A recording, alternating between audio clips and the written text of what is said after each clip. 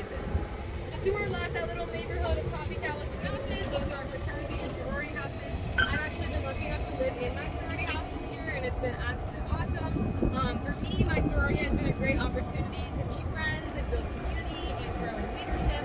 So I've loved it. But I have friends who go to this university that are not at all involved in Greek life and love it here more than I do, and I'm paid to tell you how much I love it. And so if you're not interested in that or don't end up in a sorority, it's really going to be totally fine. Totally have social life outside of the Alrighty, so this office right here, well, first I'll introduce you to this building. So this is our Cultural Center for Student Success. So this is not necessarily an academic building, like for classes or majors or minors. This is kind of that bridge, that place where we can really grow in our professionalism and develop our careers, and all the resources for that are in this building. So the first room we'll take a look at is our Office of Career and Professional Development right here. First thing you might notice is all these faces on the wall. So those are actually from our complimentary LinkedIn photo day that happens twice a semester. So twice a semester you get your professional headshot taken. Sometimes I wear, I go every time. So I wear a different outfit, do my hair differently, whatever it takes to get a new picture.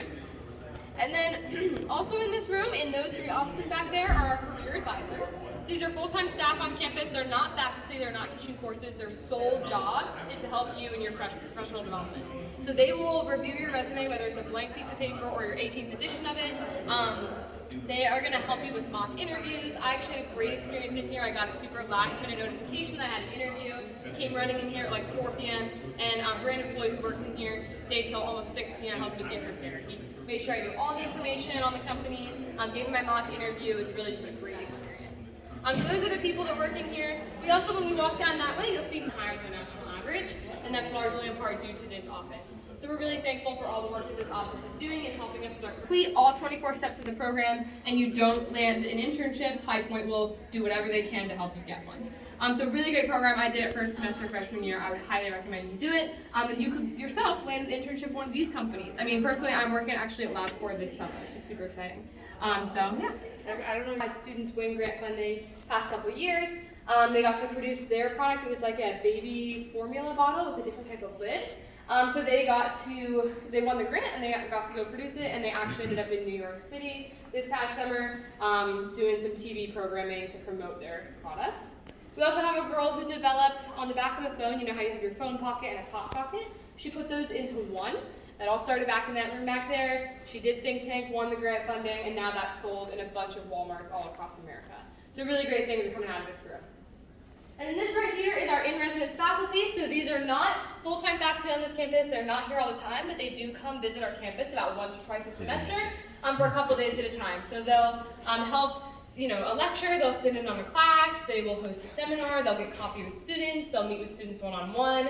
They're really just here for those days on campus to be a total resource to our students, both to give advice in their careers as an expert and to connect them with people in their field. So it's an amazing, amazing opportunity for our students. A couple weeks ago, we had Steve Wozniak here. He's co-founder of Apple. He was working with a bunch of our students. I think even more recently, we had Mark Randolph here. He's the co-founder of Netflix. St. Marshall often takes our students on an externship. Our sport management student, she takes them to Dallas, where she's the CEO of the Dallas Mavericks. So yeah, a bunch of these people have been here. I think, John Maxwell was here just a couple weeks ago as well. So these people, like I said, they come, they host seminars, they meet with students. Great way to get connected and networked, and get a little bit of advice from them. So yeah. Any questions? Projects, study, do some homework, get some coffee. So that's what this space is for. We also do have these 3 private study rooms back here, so if you need a more focused environment, these are open to you as well. And while we're standing here, I'll point you to our printer. So we have a really easy, convenient, great printing system here at High Point. Basically, you download a certain software onto your computer, you set up an account, and you can print from anywhere to anywhere. So if you are staying up late working on an essay, you can hit print at midnight, and the next morning you can walk to your academic building, scan your ID on the printer, and your account will pull up, and those pages will come out. So yeah, you'll just get an ID that looks like this, and you can scan it and it comes out.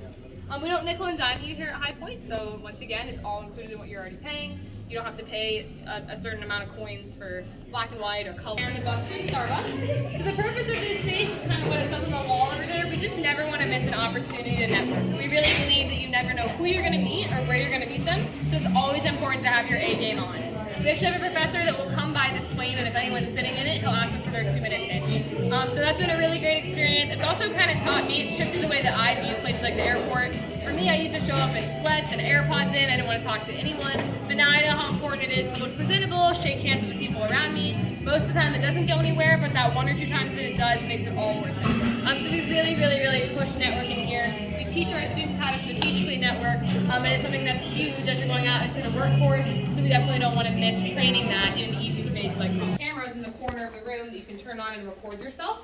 So if you're doing a mock interview, giving a speech, anything like that, you can record yourself, watch it back. For me, this is where I did my mock interview, and I was really good about not saying, like or any of the classic things, but I was swiveling in that chair like I've never seen anyone swivel before. So really great advice I can offer you is to definitely record yourself. It's difficult to watch, but totally worth it. And then this is our global education office. So we have 3 different types of study abroad programs here at High Point. So the first one is your typical semester away at a host university, all of your courses in a different country. The other is a Maymester. So at the end of the semester, after finals for the month of May, you go to a country and take 1 course. So that's better for someone like me. I'm a homebody. I don't want to be away from this campus for that long. So I'm looking into doing those Maymester options.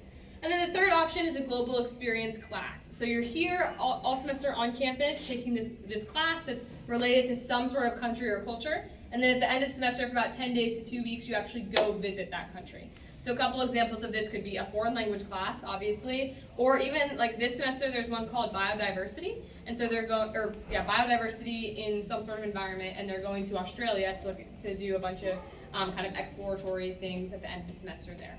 So those are our 3 options. If you are interested in study abroad, I recommend that you let them know about that earlier rather than later, so they can orient a semester for you in your junior and senior year to go where you'd like to go. So any questions about that? All right, in front of you, but it's your job to actually go, put your chin up, put your shoulders back, and ask for what you need. And if you do that, all of this is here for you, but we do not spoon feed it to you. So